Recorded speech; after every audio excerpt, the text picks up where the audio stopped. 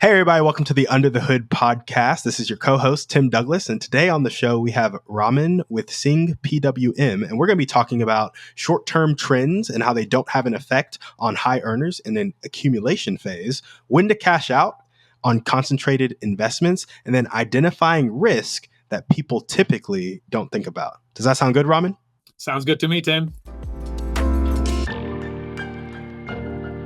Hey, everybody. Welcome to another episode of the Under the Hood podcast hosted by Stallion Capital. This is your co-host, Tim Douglas. And today on the show, we have Raman Singh, who is your personalized CFO at Singh PWM. Raman, how you doing?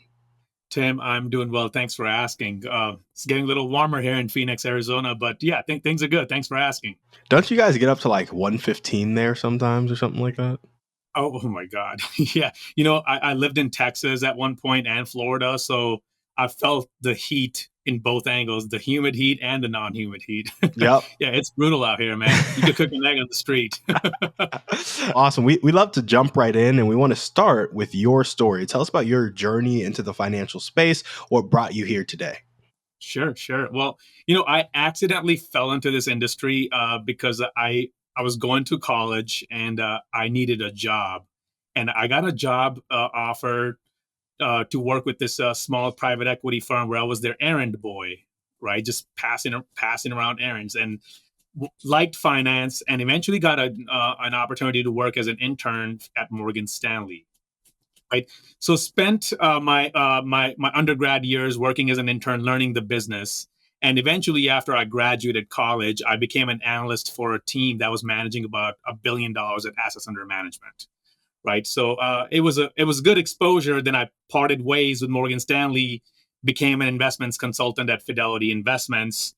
And then from there on, did some financial planning work for some athletes, business owners, pre-retirees for a couple of different independent financial planning firms.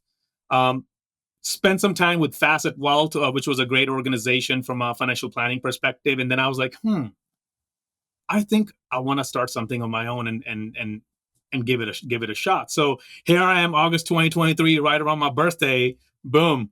Singh PWM started, your personalized CFO. And this is my journey, man. Yeah. And so tell us about your personalized CFO. Why did you kind of coin that term as you started your firm? Oh man, like great question. So working in this industry, where I have done work for the woman who was working a job at the post office and has 3 kids and just works her butt off, right? All the way out to, hey man, I'm worth like $50 million. Like, Yep. Life is great, but how do I, maximize my estate planning strategies or mitigate my taxes and yada, yada, yada, right? But what I noticed was a lot of the wealthy folks, right? They got that personalized attention from the private wealth management organizations. Matter of fact, like some of the wealthy folks, as you know what, Tim, like athletes, they have like a wealth manager, right? But I feel like a lot of people deserve that type of work value, right? So I was like, you know what? I am going to be the personalized CFO for individuals and families who are working hard for their money. And of course, who can afford to hire my services? Don't get me wrong, right? But actually give them that value where they think they can't deserve it. So, people who are earning over $250,000 a year, or people who have investments and they feel like they won't get that attention, I'm there to give them that personalized CFO level of service. So that's where the term personalized CFO was coined in. I like it. So it's kind of taking what some ultra high net worth people are experiencing, maybe the 50, 100 million plus, and taking that level of value to people who might be more in that 1 to 3 million or on their way to that accredited status because they're a high earner now. Nailed it. Right on the head. Yes, Tim, that's correct. Perfect, man. I love it. And so when you're in conversations with these clients to provide that level of value, you obviously need to be educated and well studied. And so where are you going to stay up to date with the latest market trends and financial strategies so that you can talk to clients about what's going on? I'll tell you this. In today's economy, right, man, there's resources everywhere, right? Like, we could literally go out and that's a good thing and a bad thing, right? Because a lot of folks who are not really well versed with the industry, they could be reading resources that may not be, painting the right picture, right? So I've looked at resources anywhere from Morningstar, Finviz. Don't get me wrong. I'll even go to Reddit sometimes to look at like what's going on with some news, right? Seeking Alpha, Novel Investor, and also I'm part of some communities like the Garrett Planning Network or XYP, NAPFA. So we have our own cohesive groups of independent financial advisors. So we share wealth of knowledge through that network as well. So like I said, resources are everywhere, and we just got to know where to look and look at the credibility of those resources. I think people have coined this age as like the information age because there is no shortage of information. It's all about, is the information credible? Can I trust it? And how do I apply it to where I'm at today? And so, given that you've kind of tapped into these resources, these different kind of financial planning networks, knowing how to use Reddit and other sources of information that are, more commonly used in the financial industry, what kind of, when you're taking in all that information, what are you taking from it in terms of the important factors of the market to pay attention to today? And then what strategies are you developing to address those important factors? Yeah, great question. Tim, what as a financial planner or a personalized CFO, what it comes down to is the type of clients that I'm working with and what phase of life they're in, right?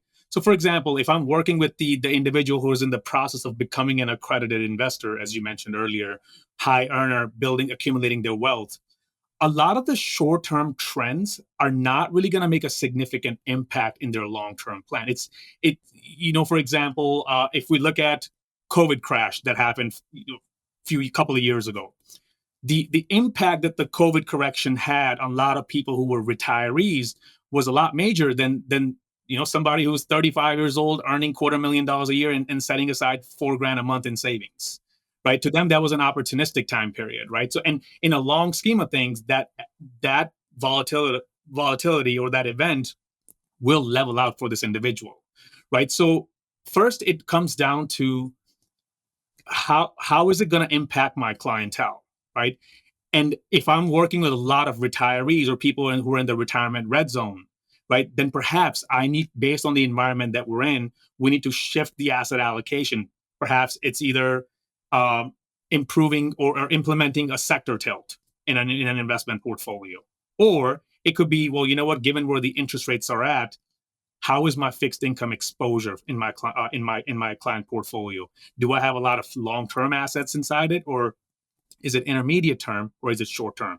And maneuvering through those things. So it's less about factors in the market and it's more about how factors in the market are interacting with your clientele. That's absolutely correct, right? Exactly. Excuse me, how are these factors impacting their lives? Is that going to have a detrimental effect in their life because their paycheck is going to drop because they're taking distributions out of their investment portfolio? If that's the case, I got to do something about that, right? Like I have to do something about that. Versus if it's, someone says, "Hey, Raman, I'm maximizing my 401k, I'm maximizing my backdoor Roth, and I still want to save another $2,000 a month." For that person, this is almost irrelevant factor for that person, right? In sometimes where whenever I work with some of the more sophisticated investors where they want to look at market exposure beyond your traditional asset allocation, right? This is where the sector tilts do come into a play, right? It could be sector tilts as well as alternative investments, right? So that does come into a play at that point with some of those sophisticated investors, but not everybody wants to be that type of client, right? This is where our job as planners come in and educate the clients on pros and cons, the strengths and weaknesses, advantages and disadvantages of what they have and what their options are, right? So we can make better decisions for them. I'm curious, when you're kind of working with that young client who's in that accumulation phase, they're maxing out all their retirement accounts and still saving a healthy amount of money per month. What are, if any, factors in the market that like would just straight up affect their plan? I know you've mentioned sector tilts, but maybe the reason behind the sector tilt, or more so, just something that would be like, hey, we're really off course and we really need to course correct, as opposed to we can wait this out for 15 years. Right. No, great question. So there could be two scenarios, but I'll talk more on the investment side of the scenario. So, for example, if I have a client, this is actually a real scenario now at this point. So, there's a client who has tons of exposure in employer stock, right? And let's just say this organization itself is very bullish about themselves, right? And it was very bullish about themselves because of a certain event that happened a few years ago, COVID crash, right? And this is where having a conversation with the client saying, "Hey, we're currently in a very unique environment where it may not be a full-time thing where you want to consider diversifying your stock because if the market conditions change, right, there could be an impact on your stock." And guess what? This particular company got impacted significantly, right? Where that diversification it happened, but not soon enough for that stock portfolio, if that makes sense, right? I don't know if you could guess what company I'm talking about, but thing is, so in a situation like whenever there's a concentration of individual stocks that could be very speculative and not diversifying appropriately or having a lot more exposure than you need, right? Like it depends on is 50% of your net worth tied into this one particular company stock? Because if it is, that could be problematic given if market conditions change. Does that answer your question? Yeah, no, that answers my question exactly, actually. Now, I am curious in a situation like that where they have their stock concentrated, presumably it's because they're a high level executive there, they've been working there, and they've earned that company stock, or maybe they invested it, but is it as simple as selling some of that off, taking the tax hit, and redistributing across a more diverse portfolio, or kind of how do you dive into that situation? Man, you see now you're talking just like music to my ears right now. That these questions, right? Now this is I love talking. I geek out on this stuff, man. Yeah. So thing is, as a financial planner, right? I don't just have to look at the invest. I don't. I shouldn't just look at the investments. I should look at the cohesive component of their plan, right? Which includes taxes as well, correct? So, so depending on how they got the stock, to your point, right? Is it an RSU or is it an NSO? Or is it an ISO? Is it an ESOP? I know I'm throwing like random words here Yeah. for the audience, and I apologize. But it's like IYKYK audience, like it's kind of like if you know, you know, Uh-huh. But the thing is that the taxation on these concentrated securities it matters, right? Some could trigger an AMT, where the other ones would trigger an ordinary income tax. Where some of them could be if you held them just long enough, then you get the long-term capital gains exposure to it, right? But you got to own it for 2 years and you have to be vested for a year. Like these are all like the tax regulations for it.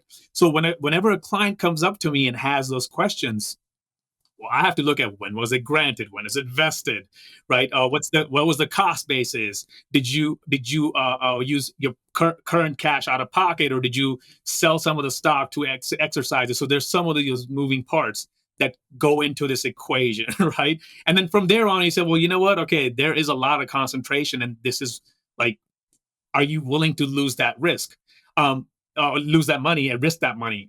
Somebody said this in my last job. They said concentration makes you rich, diversification keeps you rich. And I was Mm. like that, enough said at that point, Yeah. right? Yeah. I love that quote actually because I've heard it a couple times. Like before, the internet kind of space, all these gurus were like 7 streams of income, 10 streams of income, like get all these streams of income. And then you would hear people like Warren Buffett and other people would be like, there are some opportunities that it would be a mistake not to have 50% of your net worth in it at that time. And so those are like when you have a particular skill and exposure to a particular opportunity and you have the ability to concentrate, it can produce outsized returns. And then, of course, once you've produced those returns, now it's time to diversify to keep your wealth. But yeah, I like that you said that because that concentration is key for certain people in certain situations, but that diversification is key for a lot of other people who have already made their money.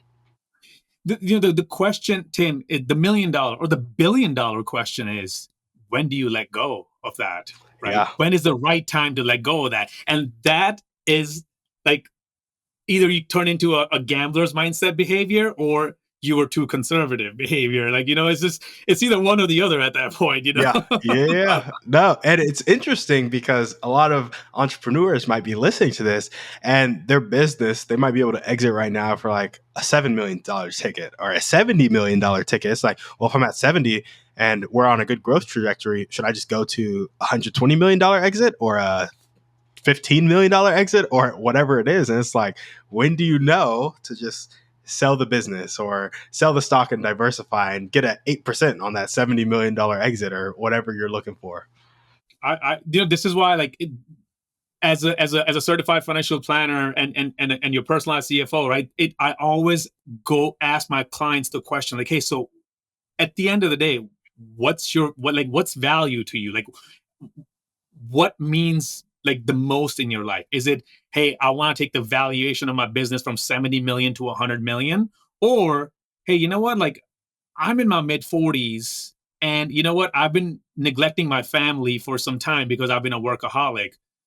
And with my current lifestyle, I know that I can live very comfortably. I can pay for my children's education. I can even set up generational wealth, right? Now, if I've made the right moves, then perhaps is it time to hang the cleats and live that life, and then maybe like get a part-time job as a consultant and just chill for the rest of your years? Or do you keep on going to that next number, the 70, the 80, the 100, So that's one of the key elements of what I do with my clients, is helping them truly evaluate what's really important for them at the end of the day. Yeah. And now it's really interesting because you're getting to the psychology behind money, right? Like you can do all these tools to generate yield and decrease risk, but it's kind of like, when is enough for on the earning side of things? And it's also a similar question of like, when is enough for your portfolio? And all of that is going to be based on your goals, right? Like there are some people who might invest in a private equity fund that's going to generate 25% yield, but you shouldn't do that with your last $100,000. You should do that as a generational wealth play, maybe. And so there's just so many questions and so much of the psychology of money that comes into play when you're asking that question of like, when do I cash in on this concentrated investment and diversify? And when do I keep it rolling forward? Absolutely. So another psychology question that I ask my clients: what is the money for? Yeah. You have to give a purpose to your money. Like, what? To your point, if this is the last $100,000, right, and you need to use this money for tomorrow, right? Investing in that private equity fund probably won't be the best move, because of the features that it has, right? So it's important to know what the money is for, basically. I do want to talk about the risk part of that plan. So, in today's market, given the kind of current factors and your kind of current clientele, how are you looking at risk? Depending on the client, first off, right? It's because, remember, the situation changes, right? So if I have a client who is in the retirement red zone, I did not coin this term. This term came out, I believe, like 10 years ago. Uh, uh, I believe it was one of the companies, I think it was Prudential or Principal. They called it the retirement red zone, which is basically either you're 10 years away from retirement or you're 10 years into retirement, right? Risk management and risk evaluation is somewhat different for these individuals versus the person who's, the accumulator, 20s, 30s, 40s, right? So it matters. So if I was to look at the retirement red zone client, the things that I would identify is, number one, the concentration of risk in individual stocks, right? Is it properly diversified? I would even go one step further and say, are you just YOLOing on the S&P 500 and knowing that S&P 500 long term, 20 years, 30 years, it goes up? Or do you understand the sequential bear market risks at all? Where if you look at the year 2001 to 2009, that was basically the lost decade, where S&P just we had two crashes that decade, basically, right? So that's why I identify these key elements from a risk perspective and make sure there's appropriate global diversification within a portfolio. Now, mind you, fixed income has its own play as well, right? So fixed income will actually lower the volatility in the portfolio and eventually, of course, generate income. With the fixed income perspective for these clients in today's market, man, rates are just I mean, listen, I'm not complaining on where the rates are at, but like it's kind of like this is nice, but like for how long? Like how long are you doing this to me? You know, like I like it, but how long are you doing this to me? I can sit here and complain about inflation, but hey, if you're receiving 5% in your high yield savings right now with little to no risk, appreciate that, right? Because that time is not forever. And for my older clients, it somewhat worries me because you know I can take little risk and generate decent yields for their fixed income portfolio. But when the interest rates change, I have to position myself something like, not I don't want to necessarily say today, but I have to be active about it, proactive about it, that in case if things change, I'm able to help my clients maximize their fixed income returns, right? So that's the risk management or risk identification from their perspective. Now I can go into the planning side and say, well, in planning side, I have to look at their guaranteed sources of income, right? If Social Security, when do you collect it? Are you collecting social? Are you going to be collecting Social Security? Do you have pensions, right? And if your guaranteed income of sources are not really meeting even 50% of your fixed expenses, there is a problem, right? So now as a planner, I have to evaluate how much risk do I want to transfer over and utilize, the word that everybody hates, probably annuity, right? By the way, I'm a fee only planner. I don't make commissions or anything. So if I say the word annuity, I'm just straight up educating people on it. Um, but in that case, an annuity will actually transfer some of that income risk for them, right? So we have the planning risk that we have to worry about, and then we have the market risk with the conditions that are happening, right? So that's from the folks who are in the retirement red zone side. I'm happy to share some feedback on the younger people and the type of risks they should be looking at, if you would like. Yeah, no, please, absolutely. Yeah, for the younger folks, right? Like people who are in their, I mean, I'll even go to somebody in their mid 20s, because people who are nowadays 20-year-olds, man, they're sharp about their money, man. Like they're like all up on, that's where, like, people are asking all the good questions, right? I'm kind of like, hey man, like you're 22 years old, you're actually worried about your 401k, like that's good, because not a lot of 20-year-olds my time cared about that kind of stuff. And I'm only 35, man. So like it's not like I'm an old age, like, middle-aged man yet. But for folks who are younger, the accumulators, right? You want to think about, okay, my biggest asset in my life right now is myself, right? How am I protecting myself from those risks, right? And that could be either a disability risk or my education risk. Like, do I have enough knowledge in my industry, or do I need to spend more time like growing in my industry, right? And then we go into the finances component, where do I have enough cash if I lose my job, right? If I don't have any emergency savings and my money's tied in the S&P because everybody wants me to YOLO on it, there's going to be a problem, in case something bad happens when the storm comes, right? So there are risk measures, right? For parents who are newly established parents, man, like, have like estate planning documents. If something happens to you or your spouse, like, who's gonna take care of your child? What about that money that your child's gonna inherit at the age of 18 as a default beneficiary? Like, if yeah, there'll be a appointed person until the child is 18, but boom, the moment the kid hits 18 years old, they get your 401k, they get your insurance policies, and they have no clue what to do with that. Like, this is also risk in their lives, right? That needs to be identified and mitigated properly.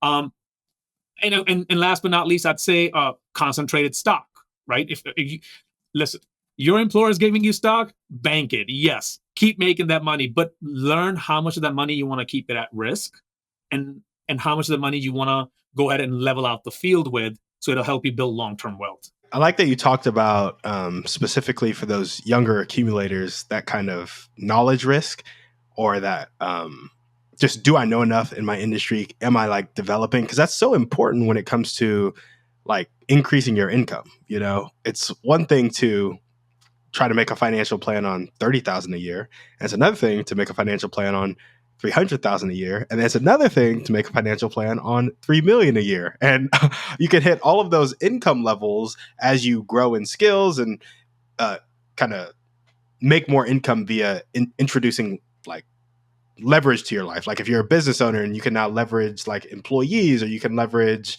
other partnerships or other affiliate, whatever. Like there's so many things you can do to help increase that income. And I like that you said that, because I'm really focused on the increased income path right now, and I'm 25, and I have a lot of people around me that like aren't necessarily investing in themselves, and I'm just like, man, you're really cutting yourself short. And so identifying that as a risk and you are your biggest asset is very important. And then ensuring that if like, yeah, I might be taking a little bit more risk on the entrepreneurial side of my life right now, but then I have a life insurance policy because I have a wife, and like I don't want her to be stuck holding the bag if something tragic happens. And so there's just so much that goes into it that you don't really think about until you start to have the conversation. So I appreciate that you brought that up. No, absolutely. And speaking of risk, can I make a public announcement to all my pet owners out there, or pet parents out there? Mm-hmm.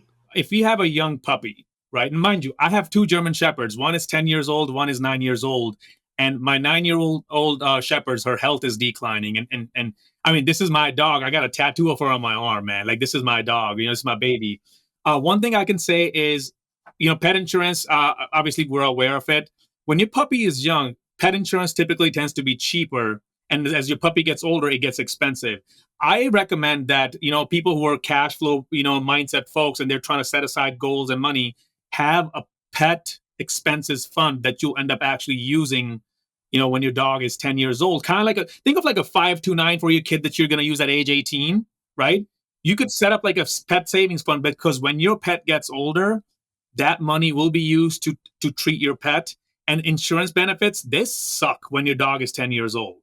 And so public announcement. So folks, individuals who are looking at pet insurance, they have puppies, you could save your pet and yourself a lot of hassle down the road, coming from somebody who's worried about his dog right now, man. So just wanted to say that out there for risk management perspective. I appreciate that shout out because I didn't even know pet insurance was a thing. I also don't have pets, but definitely didn't know it was a thing. Yeah. Financial planning at its finest, man. Awesome. Well, I do want to jump into, we mentioned kind of earlier about how alternatives can be coming into the conversation every now and then with clients. So I do want to talk to alternatives now. What does it look like to evaluate alternatives in today's market for you? Like, what's that kind of due diligence process? And then how are you thinking about, if at all, putting it into some of your clients' portfolios?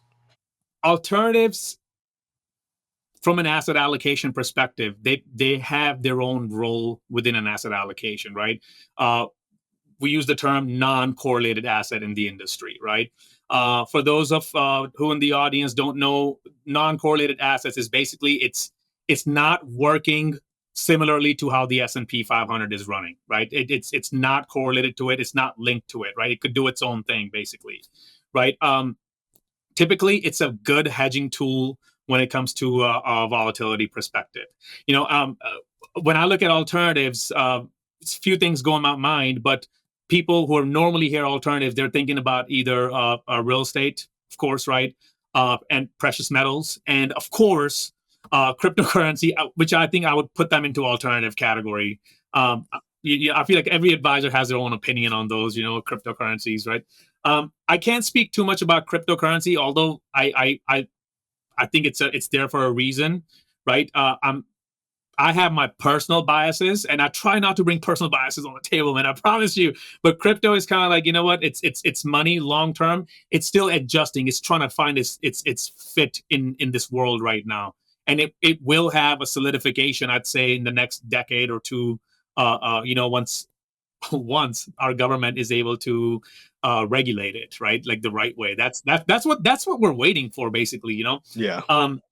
But when you look at, like, alternatives from precious metals perspective and real estate, right, they have a good fit.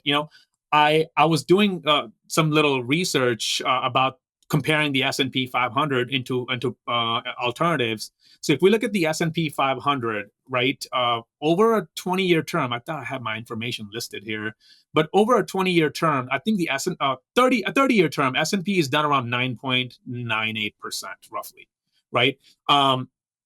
It's pretty good, right? 9.98% over a 30-year window. The real estate, the housing market itself, the housing market, right? In 32 years, it's done still 4.8%, somewhere near that.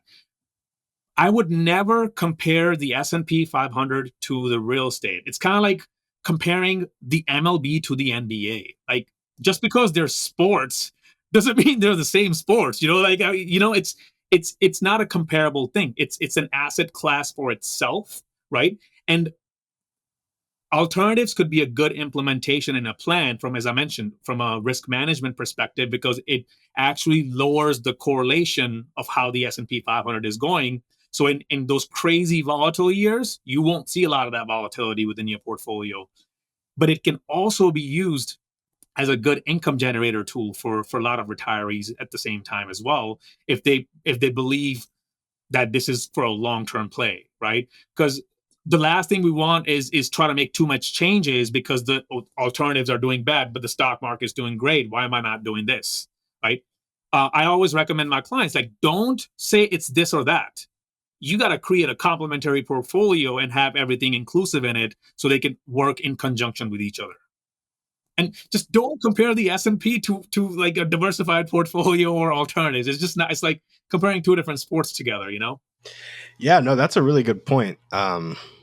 Because a lot of people see one thing, and that's yield. It's like, what yield is it producing? And they're not really taking into account their downside or other value it adds to the portfolio. I know some people will use real estate purely as a tax play, or some people will use it as a kind of wealth builder young because they're going to do some rental properties, right? And that's another form of using real estate as an alternative. And there are ways that, speaking about concentration, like we did earlier, the sector might have done 4.8%, but there were ways you could concentrate within the sector and you probably produced a lot more than 4.8% on your invested capital. And so it all depends on, again, the client, the situation, the application of the investment, and kind of all that put together. But I like the fact that you are bringing attention to the fact that yield is not the only thing you should be paying attention to. And you can't just compare it across asset classes um, and think it's a fair comparison.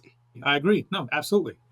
Yeah. And so I'm curious, we talked about the role of alts a little bit, uncorrelated assets. Are there any other roles that you feel alts play? And if not, I want you to talk about some alternatives that you want to learn more about. We kind of mentioned crypto, we mentioned real estate, but if there are any more. Something about real estate. It's something that I'm just very passionate about. I don't know why. Maybe because, like, growing up when I was a child, my dad would just always talk about like owning land or owning this. This is back in India, of course, right? And that's how my dad built a lot of his wealth. And plus, like, land is limited. It's there's only so much land we can own, right? And um, so the passion about real estate exists. Perhaps that's why there's a little bit of a bias towards why I like real estate so much. Also, I bought my first house when I was 22 years old, and when I had sold it, bought another house. Uh, um, and real estate has done me well, right? So I feel like when we look at alts, for example, like what you're saying, right? I don't want people to think like we're talking about like alternative investments in an ETF type of portfolio. I'm just looking at pure play of alts, right? As in like actual real estate or tangible precious metals. With real estate, the thing is that if you are one of those individuals, hey, I'm 25 or I'm 30 years young, and you know what, I live in this fancy apartment right now because I like the lifestyle, but you know what, I want to build a portfolio someday. Then perhaps I want to start understanding that, you know what, an alternative investment like real estate will allow me to put down anywhere from as little as 3% to acquire a house, right? That I could eventually turn into a rental property, right? These are things that we should be thinking about. Like, I have a client right now. She lives in New York City. Man, her rent is on a lower end. First off, $3,500 a month. She can actually own a $500,000 house, right? Even like a one-bedroom condo in New York, which is it's doable. I mean, you have to find some areas, I suppose, but it's doable, right? But she can actually translate that into owning a property, right? So this is where an alt will actually be a game changer for her, where she actually currently doesn't even have an asset and convert it into an appreciating asset for herself, right? So this is how I look at alts in a way where I'm trying to place in every individual client situation, either owning real estate. My whole vision down the road, this is a 5-year goal for the company, is I would love to create a portfolio of alternative investments with my clients as where I can own storage facilities, right? I mean, you've seen a lot of private equity firms. What are they doing? They're buying storage facilities and they're buying shopping plazas, right? And it's they just got into this field, I'd say, over the last like 20 years, maybe a little bit beyond that. Before that, it was like, oh yeah, Joe Smith, he owns this little shopping plaza, and now guess what? It's XYZ private equity firm that owns the same plaza right now, right? So alts have a huge play into long term success, right? So that's just my take on that. Yeah, no, absolutely. I think it's a really good take, and it would be strange if, as part of a financial plan, you weren't considering opportunities like that. Of like, hey, you can take this 3,500 that you're paying in rent, and you can put some of it towards a down payment and get in a condo for 3% down, and at least some of your money initially is going towards principal. Maybe not the majority of it, but some of it is going towards principal, and you own that asset that might be worth 1.2 in 20 years, 30 years, or whatever it may be. On top of that, the interest and the interest that you're paying is deductible. The property taxes you're paying are deductible. So they're also giving you like a tax advantage at the same time by owning a property. You know what I'm saying? So it's not it's all about like understanding the pros and cons of what we have. It should never all be about like YOLO in the S&P and call it a day, right? If you want to do that, that's fine. But imagine the opportunities that you have in your comprehensive plan, your financial well-being, and how you can potentially take advantage of those things. It's super important to know that, man. Yeah, no, absolutely. Well, now I kind of want to jump to last section of the show, which is kind of back to you and your firm. Um, Usually we ask about your kind of what sets you apart from other financial advisors, but I feel like we touched on this earlier in the show. It's that personalized CFO kind of value prop for not the ultra high net worth investors, but the kind of typical high earner on their way to, growing their wealth, taking that level of service to them. Is that kind of what sets you apart, or would you want to add to that? I would love to add something just a little bit to that. Do So it. I actually was like, trying to find these words and how I would want to deliver it, right? So, and I was thinking, you know what, like a good advisor, they help their clients build their financial plans. Like they show them their strengths and weaknesses, and then they do right by them, right? Disclose any conflicts of interest, right? Be upfront about it, right? But a great advisor, not only a great advisor does that, but they also educate and empowers their clients and holds them accountable. It truly actually cares for them. And I Yeah. feel like that's what sets me apart, right? To me, my clients are not just clients, right? They're actually like an important factor in my life, because when somebody reaches to you and they actually like say, hey, you know what? Like, I have no clue what I'm doing, man. I'm so lost. They're literally coming in asking you for help, right? And if you end up screwing somebody over because you have some sort of conflict, because that's how you want to like, I'm not even go down that route, then people start losing trust. Trust is the key at the end of the day, because that's what sets us apart from being animals, man. You know, Yeah. um, and that's the type of value I bring to my clients, because they're trusting me for something that they have trouble with, that they can't sleep at night, that they want to make a change in their life. So that's why, call me personalized CFO, but it's the part that I care about these folks, because they want to put their trust in me. And ultimately, Tim, I'll tell you this, man, and I'm getting a little bit like, philosophical with this, because that's one of the things who I am as a person. Um, we're all gonna eventually die, and we take nothing with us, right? What we take with us is the blessings of people who have given us throughout our lives. People who say, like, you know what, like this person actually changed my life because this person did ABC for me and taught me this. Because that's all we're gonna take with us, man, at the end of the day. And I want to be one of those folks who just takes as much of those blessings I can from people. That's it, man. That's why I do what I do, bro. I love it. That's a great reason to do what you do. And it's one that'll get you up and keep you going in the best way possible every day. So, Yeah. Yeah. no, that's Plus, I awesome. make it fun too. I make finances fun, man. Like I'm all about like, I'm very, I Having try a to good time. challenge my clients. I'll throw challenges their way, and targets and goals and tips. Sign up for my newsletter. I just create some cool newsletters. It's gonna have doggy photos, financial cases, case studies, and Indian food recipes. So if you want to impress your spouse about some good Indian food, I'm sharing some really cool recipes based on experience and background.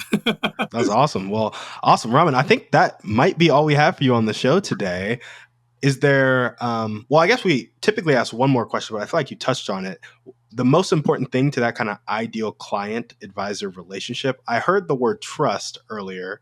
Is that kind of where you would lean, or would you add to that answer? If you feel like you're doing a decent job with your life finances, but you go to bed and you're still thinking like there's something missing. I don't know what I'm doing because I don't know this. I've done all the basics. I've checked off all the basics. The basics are great. I'm doing a good job, but what am I missing? And you need to have a coach in your life who can help you get that exposure on what you're missing. You need to give me a call and let's have a chat, right? You don't have to hire me. At least let me go ahead and show you what you're potentially missing. And then my value will come in where I'll help you get there, right? The way I'm different from my clients is I'm going to help you get there. I'll give you the value. Go do it yourself. If you're one of those do-it-yourselfers, please do it yourself. Absolutely. I'm actually going to write an ebook called How to Be Your Own Financial Planner, right? Literally, I will teach you how to be your own financial planner. Put the time in, do it yourself. That's not where the value is. The value is I'm going to help you get there. So if you need help getting there and you need that trusted partner, reach out to me. Let's talk. Awesome. No, that sounds like a fantastic book. And I think it sounds like a fantastic value prop, right? It's not just, hey, this is something I can do that you can't do. It's, that's not where the value is. I'm really here to walk alongside you towards your goals and hold you accountable to getting there and kind of put that relationship first, if you will. I love that. Well, Raman, I do think that is all we have for you on the show today. Thank you so much for coming on. And if people want to know more about you, where should they go to find out more? You can go to singpwm.com. You could text me at 480-420-4824. You could come say hi to me if you're in Phoenix, Arizona. So yeah, just reach out to me. Yeah, I'm here. Awesome. Well, thank you guys for watching. And if you want to contact Raman, all the ways to do so will be down in the show notes. Appreciate you guys, and we'll see everybody on the next one.